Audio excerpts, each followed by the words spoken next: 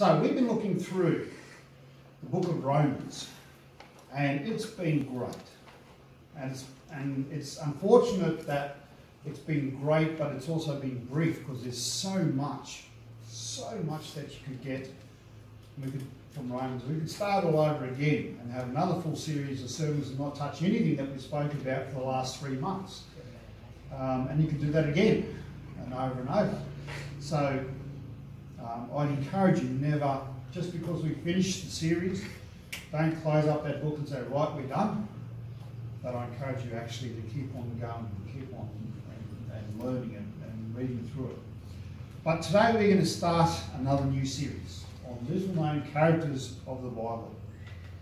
And over the next few months we'll be delving into the lives of these guys and ladies who impacted so many people, not just within the story at the time, but then also continuing on today as well. And I know it's going to be insightful and challenging and maybe even life-changing for some.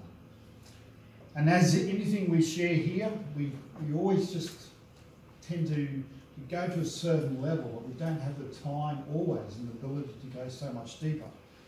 And so I would also encourage you to research and to read and to ask questions.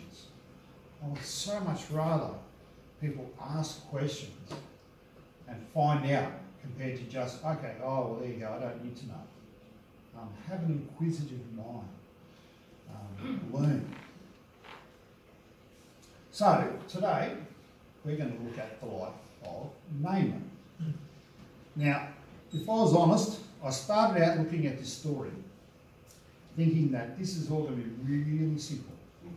I can preach a bit on faith, preach a bit on pride, I'm good at that, and done and dusted. See you in 10 minutes' time. However, nothing is simple in God's agenda. And the more I researched and the more I read into this, I realised I could actually do an entire sermon series just on this one story. And I'm like, wow, what do I do? So, let's try and track this and see how it all unfolds.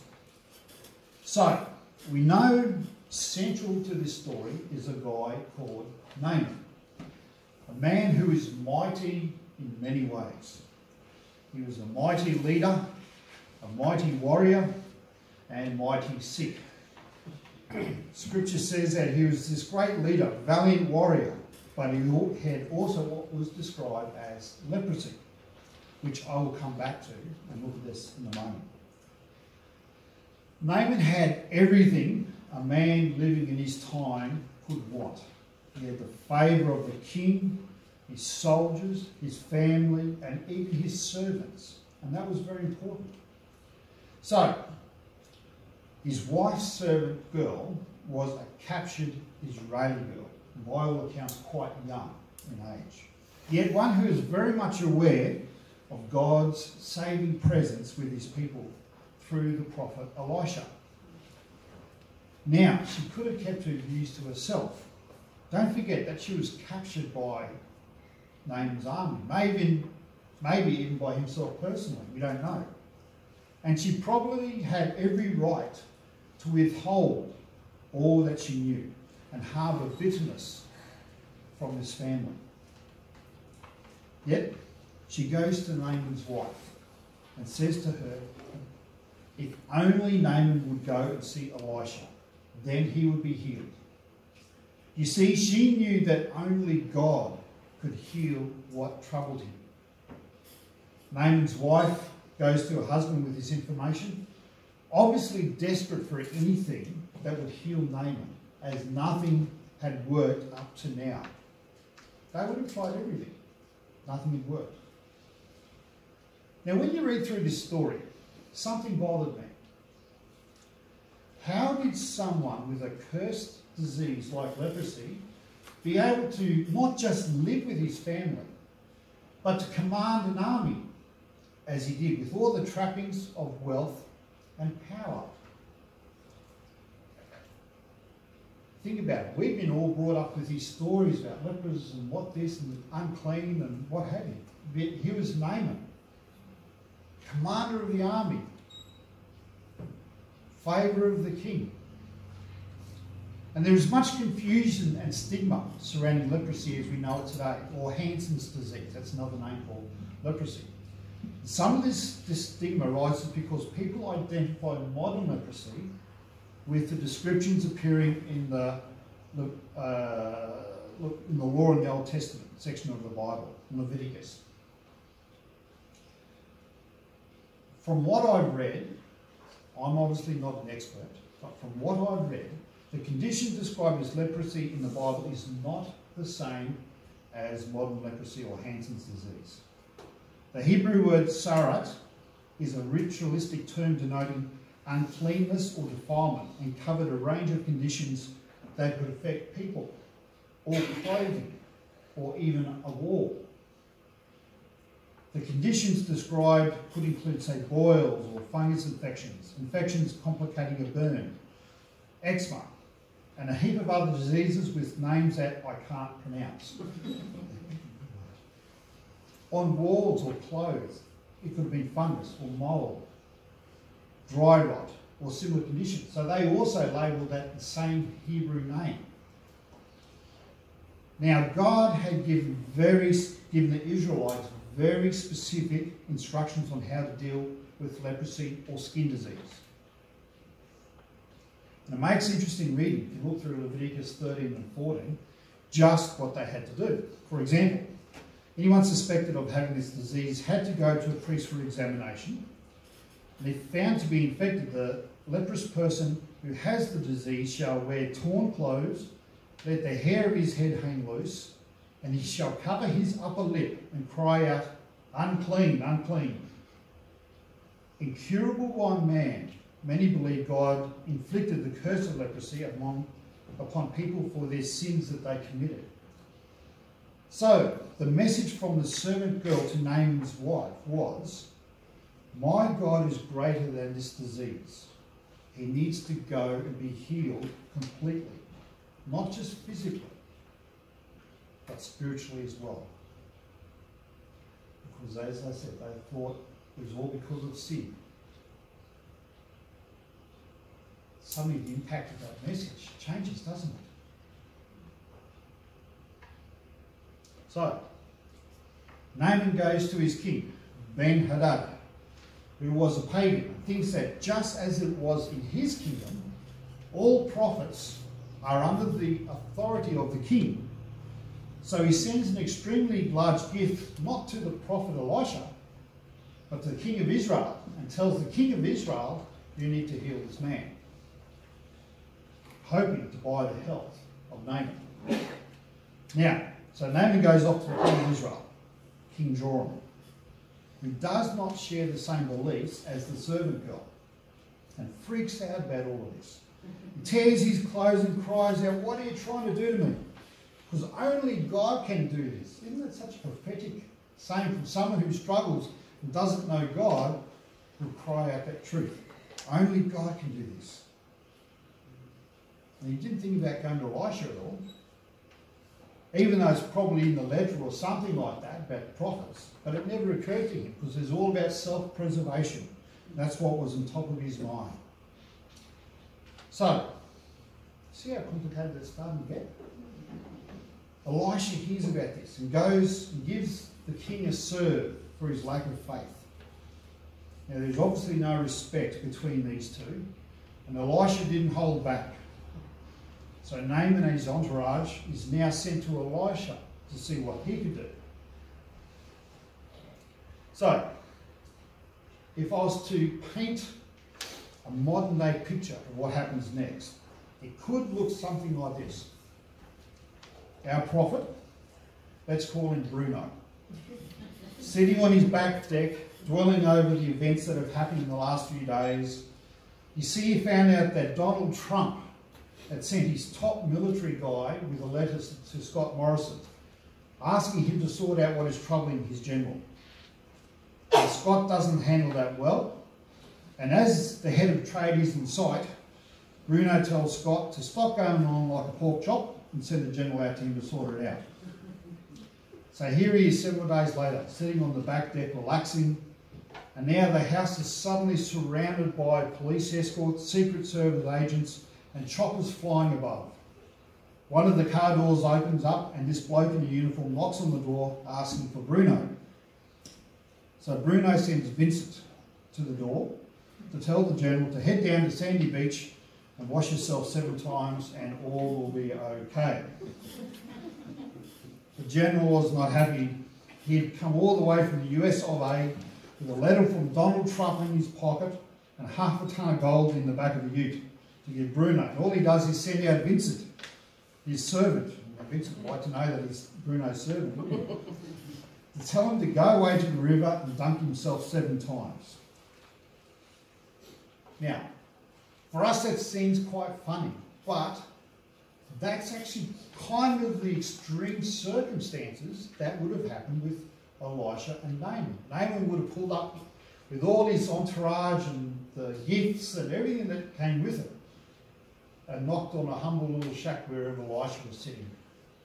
And Elisha sent out his servant.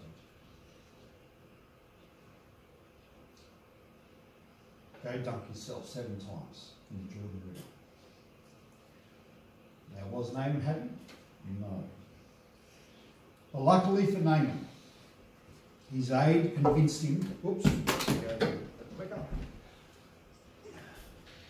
his aide convinced him to set aside his pride and do what was asked. And he was healed. And I need to give Naaman credit here, because credit where credit is due. He got off his chariot, went into the Jordan River and washed himself 7 times. He obeyed what he was asked to do. Now, ask Marlene what it's like to dunk yourself in the river, in a messy river, as Marlene found out yesterday on their little canoe trip. Is that up working into the sermon somehow for you? Thanks, Allan.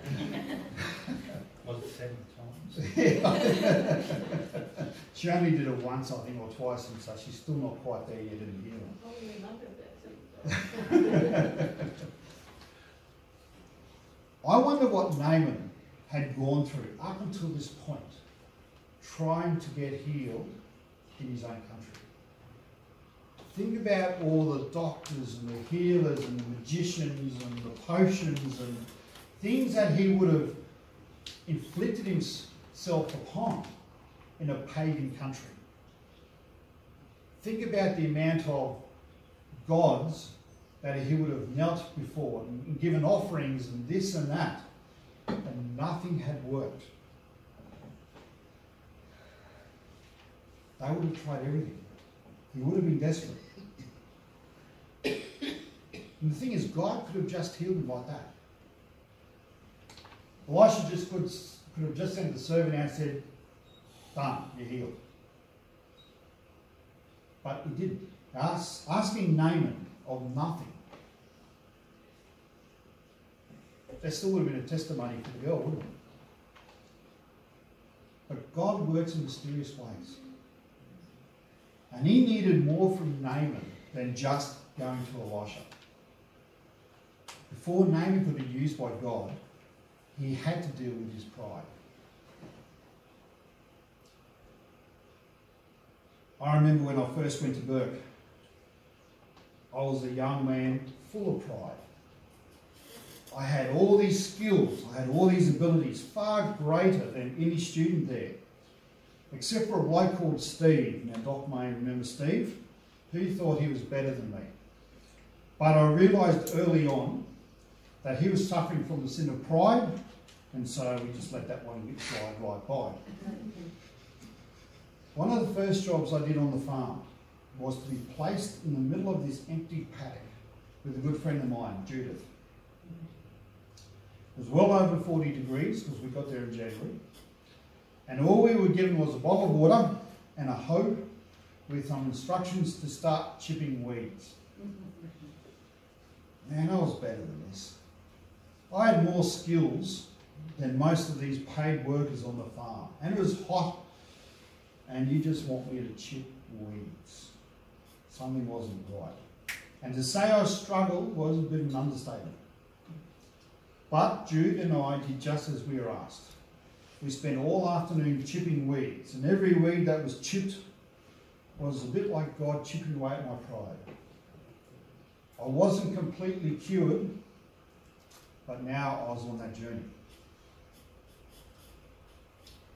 Oh, that's right, that's the picture that should have come up during that story. Thought the ladies would like that one. C.S. Lewis once said that pride is a spiritual cancer. It ups the very possibility of love or contentment or even common sense.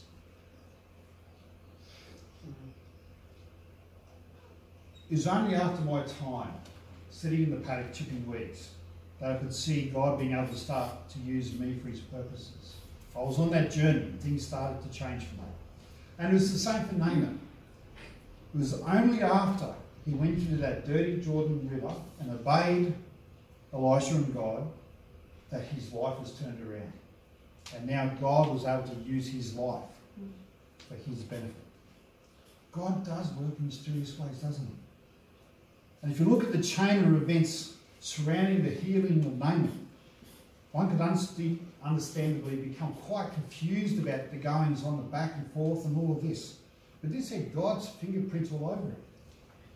And it all started with a servant girl who knew deep in her heart that God was the only one who could heal her master. But if she had not spoken up, then none of this would happen. God's mysterious ways.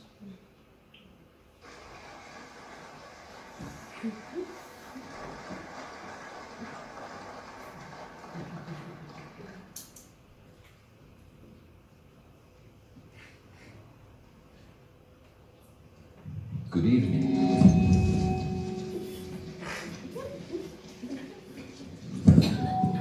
Good evening, gentlemen, ladies and gentlemen. It's an honour to deliver the opening address of the convention, and my subject is God's mysterious ways. God's mysterious ways. I'm sorry, I'm sure that God have mysterious ways, but it's the mysterious ways of God that I wanted to talk about this evening. COD will just have to wait for their own convention. So, God's mysterious way. And when I'm asked, why do vicars always answer a question by posing another question, I always reply, well, why shouldn't we? But what, in the end, all this comes down to is how we deal in life with the problems that we have to face. Sometimes it's a question of just taking action, of making decisions, of involving others, of finding your resolve and seeing it through. But at other times, it's about something much less tangible. Sometimes all it takes is a little grace.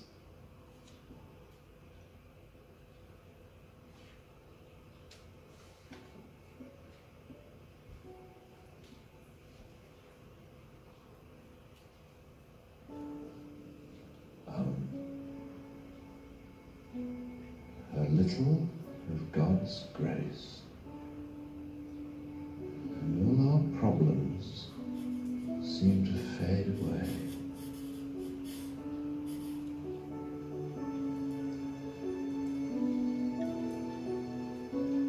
Now, should we demand an explanation from our Lord? Question his methods? Or should we merely enjoy the benefits? Well, I don't think the good Lord wants us to question too much. Isaiah chapter 55, verse 8. My ways are not your ways. And I think what he basically means by that is, I'm mysterious, folks. Live with it.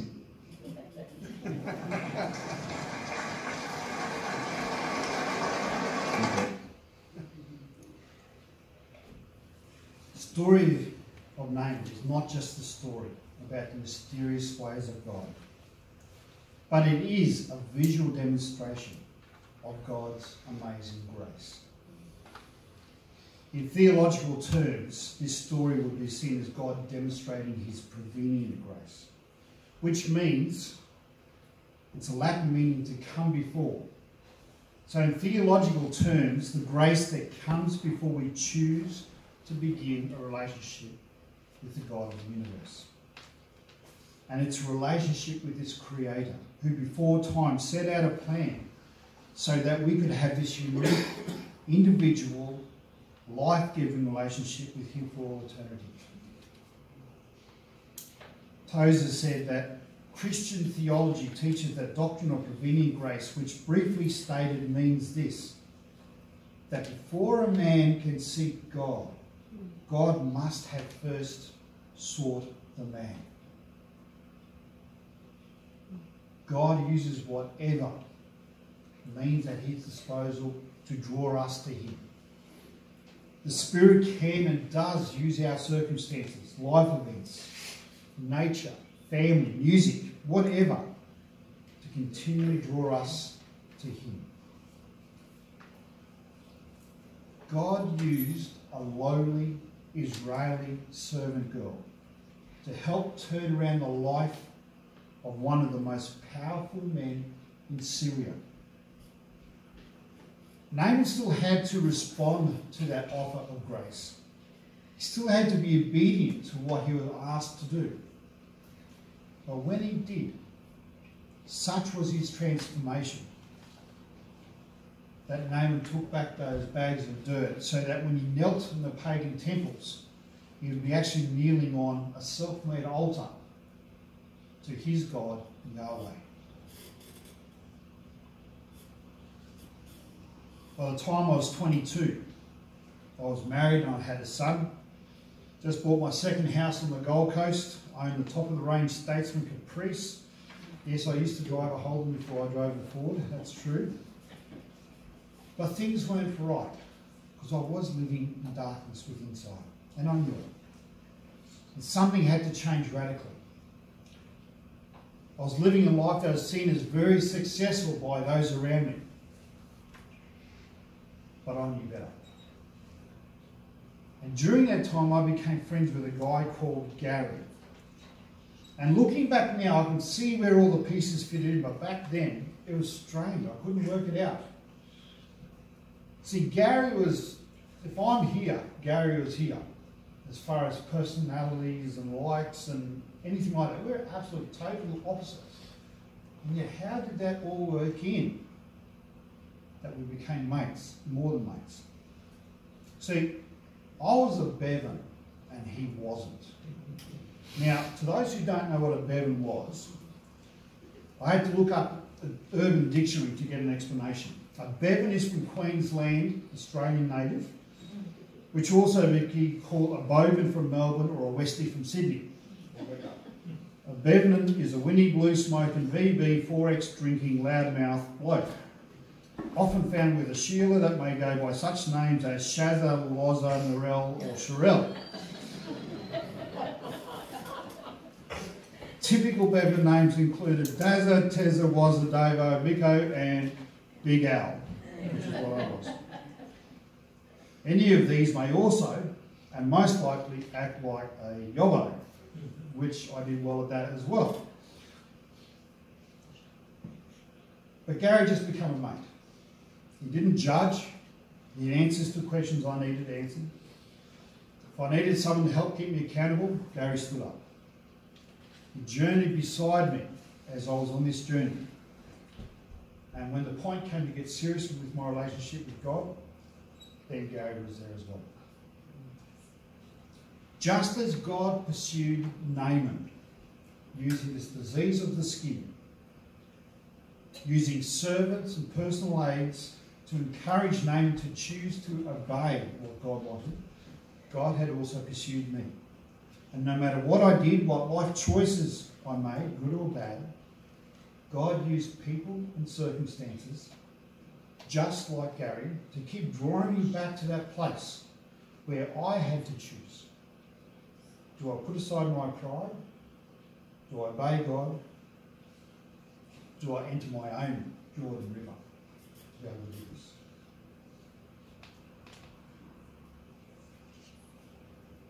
You know, God's still pursuing you now. Doesn't matter where you're at. He continues to pursue us. And He continues to bring people into our lives so that we'll be drawn back to Him. And He's also continually putting us into people's lives, hoping that we will also be brave enough to speak up, just like that servant girl, and say to those who we're in contact with, do you know what? I can say this because I have a relationship with you. I can say this because I honour you. I can say this because you're my friend. If only you go to the healer of all things, then your life will never be the same again. You look back at what Naaman did, and all the things back and forth that he went. God created this web of relationships and conversations to get Naaman to the point to say there is only one God, but Yahweh. Wow. God knows us inside and out. He knows the people we need, and He puts people there. I want to finish off by reading Psalm 139 from the paraphrase version.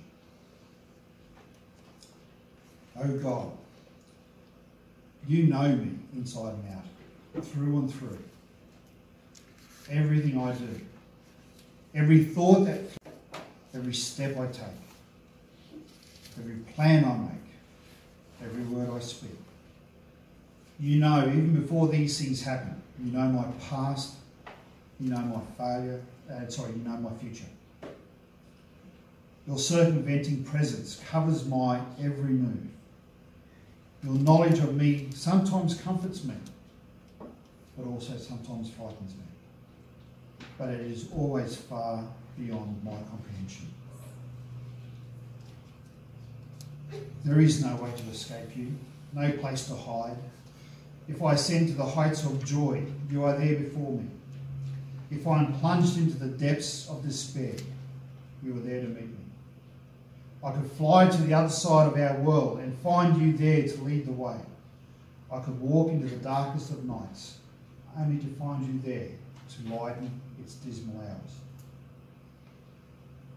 You were present at my very conception. You guided the moulding of my uniform members within the body of my mother. Nothing about me from beginning to end was hid from your eyes. How frightfully, fantastically wonderful it all is. May your all-knowing, everywhere present Spirit continue to search out my feelings and thoughts. Deliver me from that which may hurt or destroy me. Guide me along the paths of truth and love. Continue to pursue us, God. And I'm so thankful that you work in mysterious ways. Amen.